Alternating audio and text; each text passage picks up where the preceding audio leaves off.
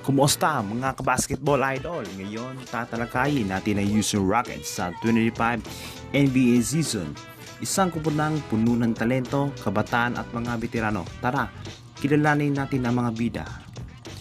Sa taong ito, nagkaroon ng malaking pagbabago ang Rockets. Dinala nila si Kevin Durant, isa sa mga pinakamagaling na manlalaro sa liga, para palakasin ang kanilang lineup. Kasabay dito, pinanatili nila ang kanilang promising young core tulad ni Jabari Smith Jr. at Alperen Sengun. Ang posibleng starting five ngayong season ay Fred VanVleet sa point guard, ang brain ng koponan sa court, Amen Thompson sa shooting guard, kilala sa galing sa depensa at bilis. Siyempre, si Kevin Durant sa small forward ang scoring machine ng Rockets. Sa power forward, nandyan si Jabari Smith Jr. na may taas at shooting range. At sa center, si Alperen Sengun na may husay mag-handle ng bola at pakipaglamang sa paint tulad din ng Nikola Jokic.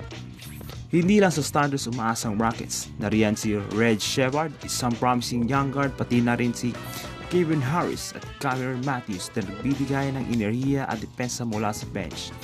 May mga veterano rin sila kasama tulad nila Jeff Green at Aaron Holiday na tumutulong sa leadership at experience.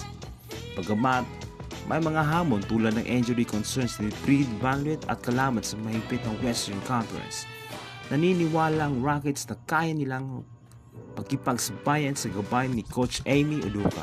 Inaasahang lalago pa ang chemistry ng koponan at magiging exciting ang kanilang laban.